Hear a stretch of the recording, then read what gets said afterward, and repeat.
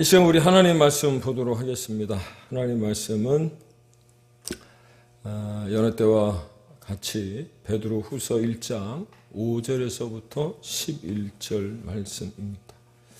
신성한 성품 6번째 시간입니다. 지난주에 배웠던 인내에 이어서 우리 안에 하나를 더해 가야 하는데 오늘 우리가 알아가야 할 성품은 경건입니다. 경건. 그렇습니다. 오늘도 이 거룩한 주일에 주님 앞에 나오셔서 예배를 드리는 여러분들의 모습을 보고 인도라니 제 마음 가운데 경건함이 절로 묻어나는데 경건하니까 말씀을 준비하는데 떠오르는 한 사람이 있었습니다. 예전에 교회에 나오시던 분 중에 고향이 참외로 유명한 경상북도 성주 분이셨습니다.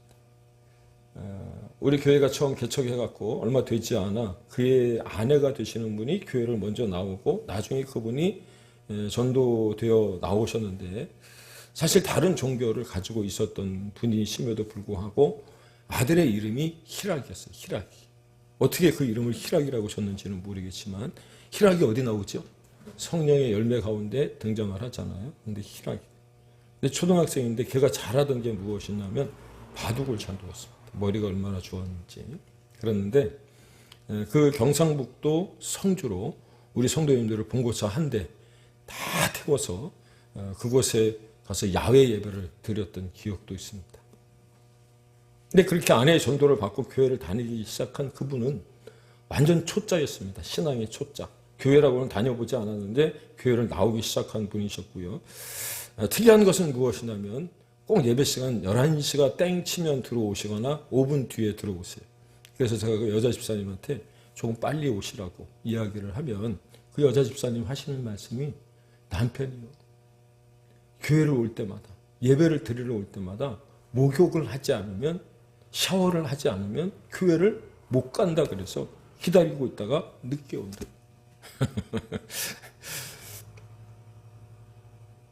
아마도 예전에 그분이 섬기던 그 종교에서 비롯된 마음이 아닐까 싶었는데 그런데 저는 그 모습이 그 마음이 얼마나 예쁜지 그래서 이제 개척 초기 당시였기 때문에 그 남자 집사님에게 여름에는 반팔 티셔츠를 겨울에는 아웃도어를 제가 선물했던 기억도 있습니다. 사랑하는 여러분 혹시 여러분들 가운데 매주 예배를 나오실 때 교회를 나오실 때 목욕제기를 하고 오시는 분이 계십니까? 나중에 저한테 귓속말로 이렇게 얘기해 주시면 그리고 기대하고 기다려 오십시오. 혹시 제가 선물을 할지 압니까? 네, 그렇습니다. 경건이라고 하는 게 무엇인가 인터넷에 경건이라고 검색을 해보니까 이렇게 적고 있었습니다. 초월적이거나 위대한 대상 앞에서 우러르고 받드는 마음으로 삼가고 조심하는 상태에 있음을 의미한다.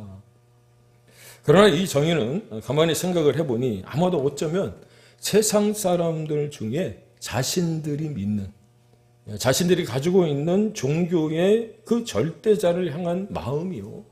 또 소위 그들이 말하는 신심이 아닌가 그런 생각이 들었습니다. 어찌 보면 그 또한 사실 좋은 거죠. 그러나 오늘 우리가 알아야 할 경건은 우리 그리스도인들의 신앙의 모범 내지는 하나님 앞에서의 올바른 믿음의 자세와 또 신앙의 애티튜드를 물어가는 겁니다. 단순히 어느 절대자를 신봉하는 의미에서 목욕제계나 또 외적인 종교 활동을 말하는 것이 경건이라고 할 수 없다는 거죠. 단순하게 행하는 외적 종교 활동, 즉 예배를 드리는 행위로 만족하거나 타 종교를 믿는 이들처럼 비나이다를 반복하는 것을 경건이라고 하지 않는다는 것. 열왕기상 18장에 보시면 우리가 너무나도 잘 아는 엘리야, 선지자 가운데 가장 능력과 어떤 권능을 나타낸 선지자 중에 한 사람인 엘리야와 감히 맞짱을 뜬 사람들이 있죠. 아세라와 바알을 섬기던 선지자들이었어요. 그 선지자들이 엘리야와 내기를 했잖아요. 어떤 내기를 했습니까? 하나님 앞에 또 자기들이 섬기는 신 앞에 기도할 때 어떤 응답이 있기를 원했느냐? 쌓아놓은 제단에 불이 떨어지기를 기다렸다는. 그런데 이 아세라와 바알을 섬기던 선지자들이 그들의 신 앞에 그렇게 부르짖고 간구함에도 불구하고 쌓아놓은 제단에 불이 떨어지지 않자 했던 일이 무엇이냐면 열왕기상 18장에 보면 칼과 창으로 자신들의 몸을 해코지했다고, 상하게 했다고 그렇게 기록하고 있어요. 그런 걸 경건이라고 하지 않는다는 거예요. 그렇다면 기독교에서 요구하는 경건이란 무엇이냐? 그것은 다름이 아니라 하나님과 깊은 관계를 맺고, 할렐루야, 나의 삶 속에 그분의 뜻을 실천하며 살아가는 것을 말하는 것입니다. 그래서 성경은 우리에게 뭐라고 말씀하셨느냐? 우리가 외웠던 호세아서 6장 6절 말씀, 여러분 다 외우고 계시죠? 한번 외워보겠습니다. 시작. 나는 인애를 원하고 제사를 원치 아니하며 번제보다 하나님을 아는 것을 원하노라. 아멘. 무슨 말이냐면 기독교에서 말하는 경건이란 늘 말씀드리고 반복되어지는 것이지만 우리의 삶 자체가 예배가 되어져야 한다는 거 믿습니까? 믿습니까? 네. 내 삶 자체가 예배가 되어져야 되는 거예요. 그 가운데 하나님을 아는 지식에서 자라가는 것, 그것이 기독교에서 말하는 경건이요 영성이라고 하는 거죠.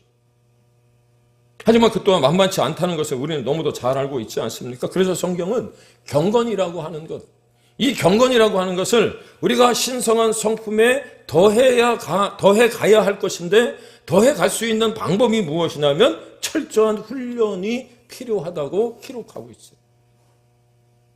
디모데전서 4장 7절에 보니까 망령되고 허탄한 신화를 버리고 경건에 이르도록 내 자신을 훈련하라. 동의하십니까? 사랑하는 여러분, 혹시 셜록 홈즈라고 하는 탐정 소설을 아십니까? 다 알고 계시죠? 우리가 어렸을 때는 셜록 홈즈 영화로도 많이 나와 있었으니까 시리즈로도 나왔습니다. 그런데 그 소설을 쓴 사람이 누구냐면 영국의 의사인 아서 코넌 도일이라고 하는 사람입니다. 근데 이 코넌 도일이 한 번은 배를 타고 여행을 하는 중에 선실 밖에서 선원들이 일을 하는 중에 입에 담지 못할 상소리를 하며 정말 시끌벅적하게 떠드는 소리를 들었어요. 좀 여행이기 때문에 좀 쉬고 싶었는데 그 소리가 얼마나 듣기가 싫은지, 정말 듣기가 민망해서 도대체 어떤 사람들이 그렇게 이야기를 하지 싶어서 창문을 열고 내다봤더니 날이 더워서 그랬는지 일이 힘들어서 그랬는지 우통을 다 벗어 제끼고는 그 선원 일을 하고 있었고 또 그렇게 떠들고 있었다는 겁니다. 그런데 벗은 그 몸에, 벗겨진 그 몸에 문신이 새겨져 있었는데 그 몸에 새겨진 문신은 다름이 아니라 가시면류관을 쓰신 예수님의 형상, 또 근사한 십자가의 문양, 또는 성경 구절, 이렇게 팔뚝에, 외국 사람들이 그런 거 다 적고 다니잖아요. 그걸 보고 그냥 혀를 찼다는 거예요. 훗날 이 코넌 도일은 그 사건을 회상하면서 이렇게 그리스도인들을 비꼬았습니다. 오늘날 그리스도인은 온몸에 문신을 새긴 그 뱃사람처럼, 그 남자들처럼 겨우 살갗 깊이 정도밖에 안 되는 신앙을 가지고 있다. 온몸에 문신을 했는데 호랑이도 아니고 용도 아니고 가시면류관을 쓰신 예수님, 그리고 정말로 보기에 좋은 화려한 근사한 십자가의 문양, 그리고 팔뚝에는 성경 구절이 새겨져 있었음에도 불구하고 그가 분명 교회를 다니고 그리스도인이었을 것 같은데 그런 상소리를 해대는 것을 보고 코넌 도일이 뭐라고 얘기했다고요? 그리스도인들의 영성은, 신앙은, 믿음은 살갗 깊이밖에 되지 않는다고. 안타까운 일 아닙니까? 그런데요, 우리 또한 이와 비슷한 이야기를 하기도 하고 듣기도 한다는 것. 교회에서 기도를 시켜보면 교회에서 기도는 유창하게 하잖아요. 어디 가서 기도는 정말 멋들어지게 하거든요. 그런데 내가 기도한 만큼 가정에 돌아가면, 일상으로 돌아가면 왜 그렇게 행복하게 살지 못하는 건지. 제자 훈련을 받고 성경 공부도 열심히 하는 건데 제자 훈련을 받은 만큼, 성경 공부를 한 만큼 하나님의 말씀대로 살아가지 못하는 건지. 그리고 내 주변에 있는 이들이 나를 보면서 어찌, 왜 예수를 믿지 않는 건지. 오늘날의 성도들이 삶의 모습을, 우리 오늘날의 성도들의 삶의 모습을 보면 같은 성도들의 보기에 저 장로님은 정말 그 신앙을 내가 본받을 만해 이렇게 얘기를 해야 되는데, 그 집사님을 보면 정말 그냥 은혜가 절절절절 흐른다는 이야기를 들어야 되는데 왜 신실해 보이지 않는 건지 우리는 너무도 잘 알고 있지 않습니까? 그런데 왜 이런 현상들이 일어나는가? 경건의 모양은 있는데 경건의 능력이 삶에 뒷받침되지 않았기에 그렇다는 거예요. 그러니 안타까울 수밖에 없는 거죠. 그렇다면 어찌하여 예수님을 닮았다고 하는 우리 그리스도인들의 모습 가운데 이런 점들이 나타나지 않는 것일까? 그래서 여러분들과 제 스스로에게 질문을 하나 좀 드리려고 합니다. 도대체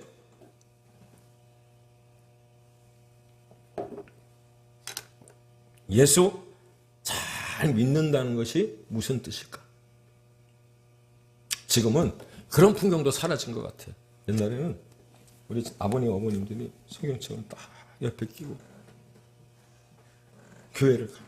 그죠? 보셨죠? 네. 그럴 때만 해도 참 거룩해 보이고 참 경건해 보이고 참 멋졌어요.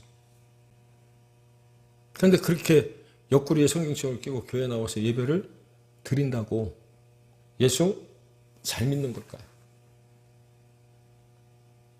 오히려 가방에 넣고 다니는 게 더 훨씬 낫지 않나요? 네? 물론 예배의 중요성은 아무리 강조해도 지나치지 않습니다. 그래서 예배를 드리는 것이 경건이라고 생각할 수도 있을지 모르겠습니다. 그런데 솔직하게 그렇게 예배를 드리는 중에 하나님의 의와 은혜를 받으셨다면, 여러분 충만히 받으신 줄로 믿습니다. 풍성하게 받으신 줄로 믿습니다. 그런데 우리의 삶 속에 드러나는 구체적인 경건의 모습이 있었느냐? 그건 한 번쯤 우리 스스로에게 앞서 말씀드렸던 것처럼 질문을 해봐야 됩니다. 야고보서 1장 26절에 보니까 이런 말씀이 있습니다. 누구든지 스스로 경건하다 생각하며 자기 혀를 재갈 물리지 아니하고 자기 마음을 속이면 이 사람의 경건은 헛것이랍니다. 물론 이 말씀 가운데 보면 자기 혀를 재갈 물려야 되는 것, 그것도 있지만 그보다 더 주목해 봐야 될 것 가운데 하나가 무엇이냐? 자기 마음을 속이면이라고 하는 말씀인 것 같아요. 이 부분에서 그 누구도 자유로울 수 없을 것 같은데 무슨 말이냐? 정말 죄송하고 송구스러운 말씀인데 이 자리에 나와 예배를 드리는 여러분이 얼마나 감사하고 고마운지 모르겠습니다. 단풍 구경 다녀오셨나요? 단풍이 올해 비도 적절하게 오고 날씨도 좋아서 그런지 얼마나 이쁜지 모르겠어요. 근데 너무 바빠요. 단풍을 그냥 운전하고 지나가다가 시장을 갈 때 잠깐 보는 것 외에는 단풍 구경할 시간이 없네요.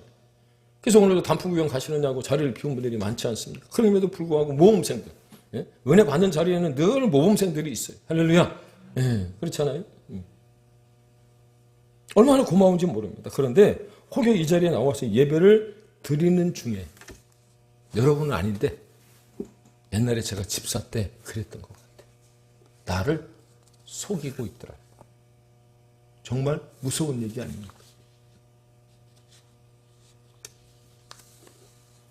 교회 갈 때 성경책은 옆에 끼고 할렐루야 안녕하세요 이렇게 인사를 하는데 이게 교회 예배만 끝나고 나면 여러분 혹시 내 삶으로 돌아가서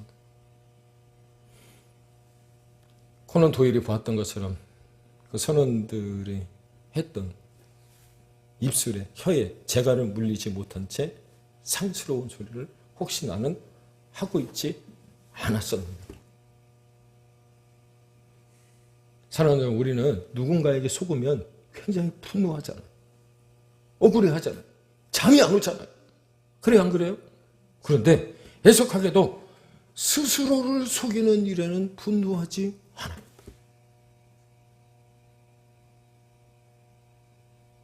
결혼할 때 아내에게 약속한 거 있잖아요. 내가 손 끝에 물 한 방울도 평생 동안 내가 안 묻히게 해주겠다. 결혼이 딱 끝나자마자 고무장갑 한 100컬레 이렇게 다 갖다 주면 속이는 거죠. 네? 속이는 거예요. 아유. 여러분 한번 우리 인생을 한번 돌아봅시다. 여러분을 가장 많이 속인 사람은 누굴까요? 나예요. 나. 문제는 신앙생활 가운데도 우리는 자신 스스로를 속일 수 있다는 거예요. 나 정도만 돼도 참 괜찮은 그리스도인이지 라고 생각하지만 정말 하나님이 보시기에 그럴까?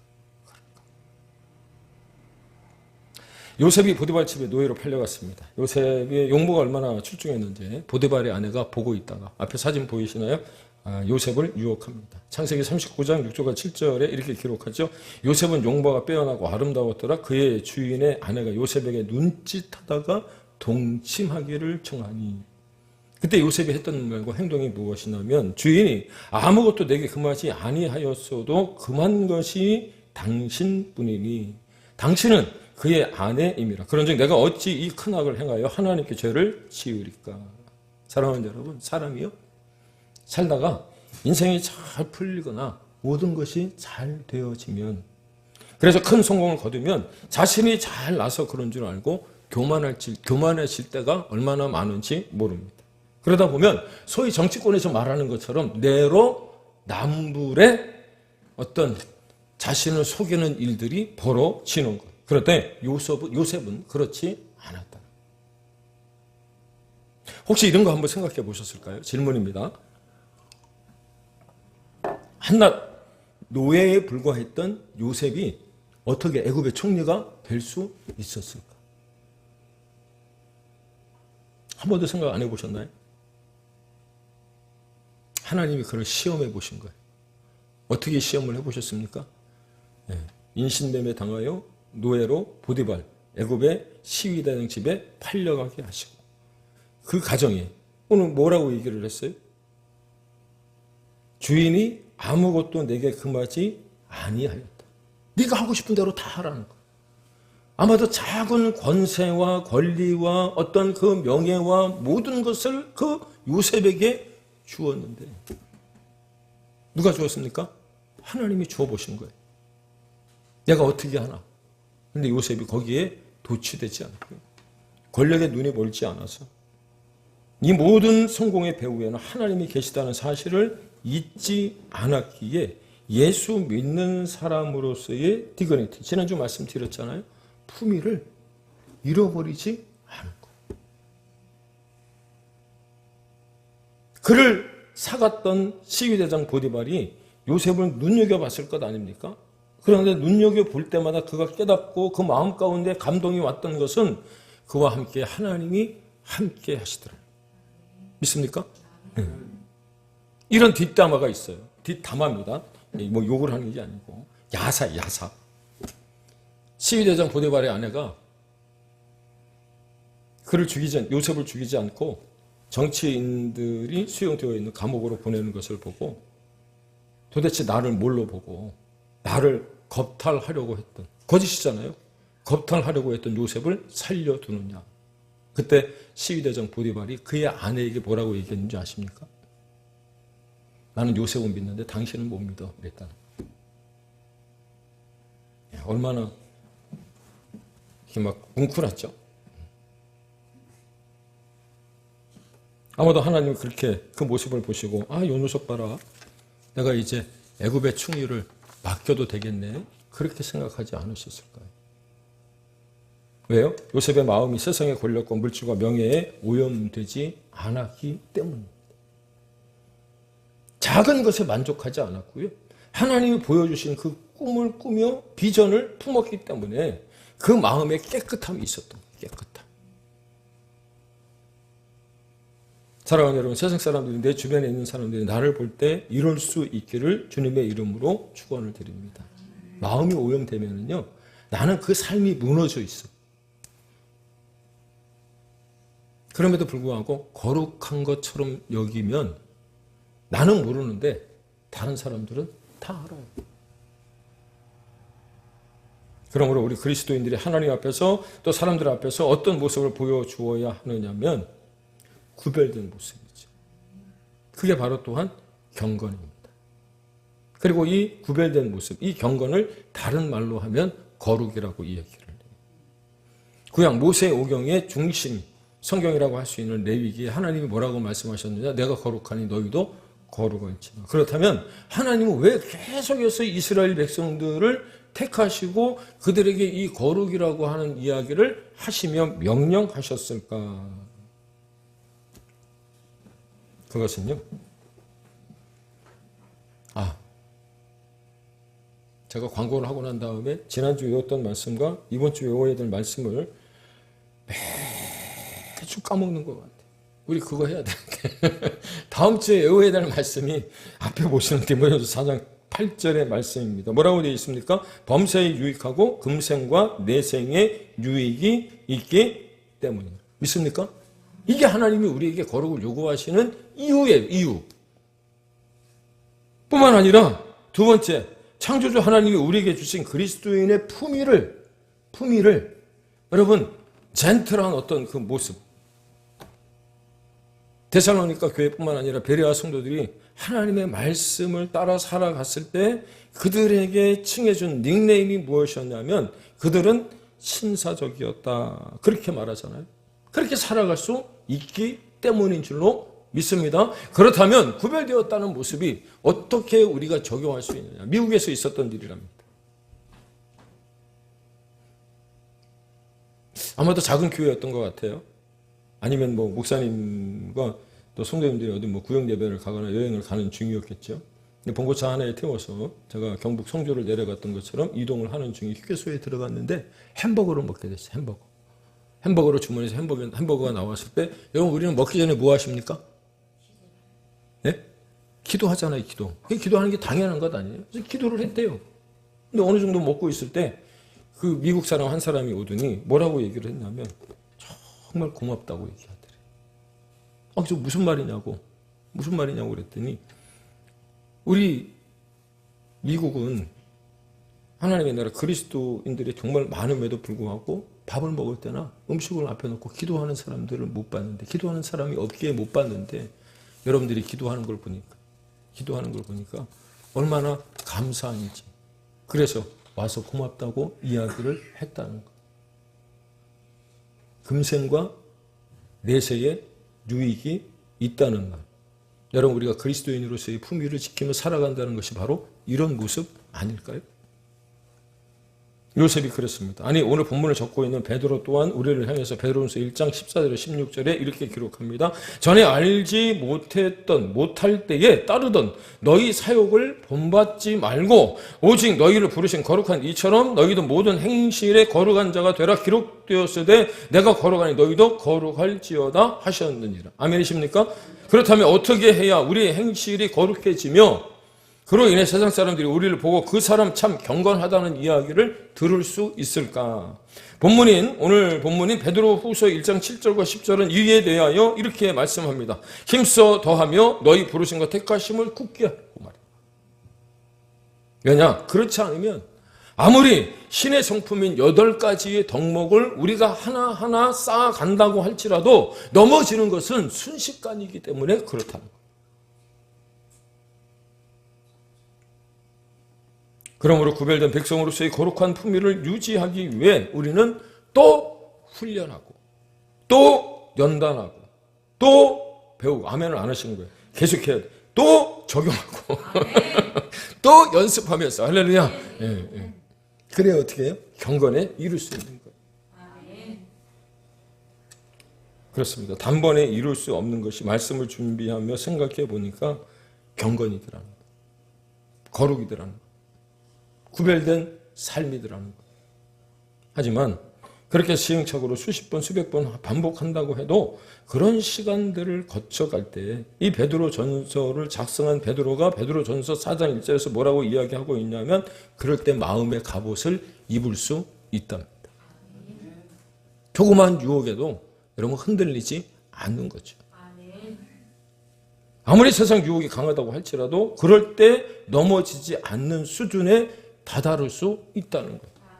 그게 바로 목계 시덕, 지난주에 얘기했던 목계와 다름이 없는 거 아니에요.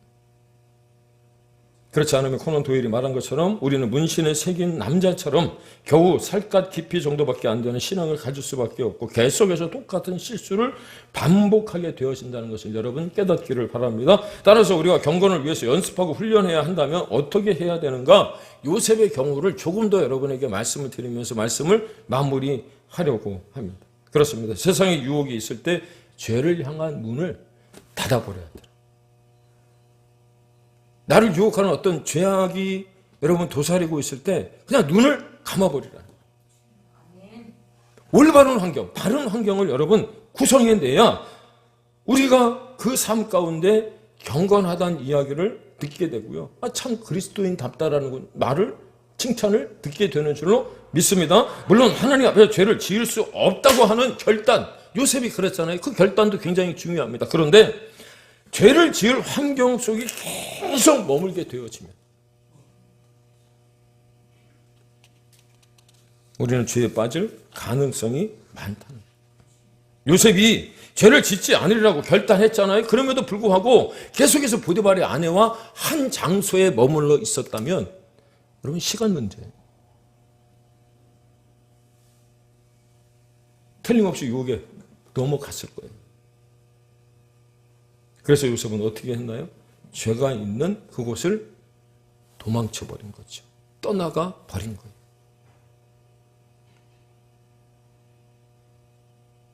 죄송합니다. 여러분 술집에 앉아서 술잔 앞에 놓고 주여 이 술의 유혹으로부터 나를 지켜주옵소서 그렇게 기도하면 여러분 이길 수 있나요? 우리 청소년들이 음란물 그런 걸 보면서 나는 그걸 이길 수 있다 그러고 2시간, 3시간 이렇게 바라보고 있으면 정말 나는 그 종편 그 방송사에다 좀 부탁을 좀 하고 싶어요. 가끔 보다 보면 범죄의 재구성 이런 거를 막 2개, 3개씩 1시간, 2시간씩 막 보여주는데 나는 그 방송 좀 제발 폐지 좀 했으면 좋겠어요. 그걸 보고 아이들이 배워. 여러분 그 또한 자신을 속이는 일이 아닐까요? 그래서 디모데후서 3장 5절에 이렇게 말합니다. 경건의 모양은 있으나 경건의 능력은 부인하니 이 같은 자들에게서 네가 돌아서야 돼.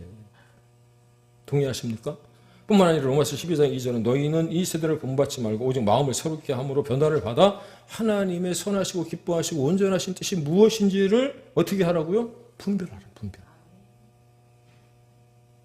결론입니다. 경건이란 물론 거룩함이라는 단어로 충분히 대치가 되지만 그러면 우리에게는 너무도 거리가 멀게 느껴지더라고요. 말씀을 준비하는 중에. 그래서 무엇으로 우리가 이 경건이라는 단어를 대체하면 신성한 성품에 참여한 자로서의 구별된 삶을 살 수 있을까 고민하던 중에 저는 경건이라고 하는 단어를 깨끗함이라고 하는 단어로 대체하면 되겠다 그런 생각이 들더라고요. 여러분 수시로 집에서 내가 입던 더러운 옷을 세탁하듯이 냄새났고 또 오염된 그 옷을 깨끗하게 입기 위해서 세탁소에 갖다 맡기듯이 우리의 더럽혀진 마음과 우리의 삶을 수시로 예수님의 보혈로 깨끗하게 하고 할렐루야 십자가를 의지할 때에 믿음의 덕의 지식의 절제를, 절제의 인내를, 인내의 경건을 우리의 삶 가운데 쌓아가며 하나님의 우리에게 주신 그 모든 것들에 감사하고 또 형제를 사랑하며 또 이웃을 품는 넉넉한 사람들이 다 되어질 줄로 믿습니다. 이 마음 가지고 한 주간 살아갈 때 추수감사절 또 기도로 준비하시고요. 또 하나님 앞에 감사로 열매를 드릴 수 있는 우리 모두가 다 되기를 주의 이름으로 축원을 드립니다. 기도하겠습니다.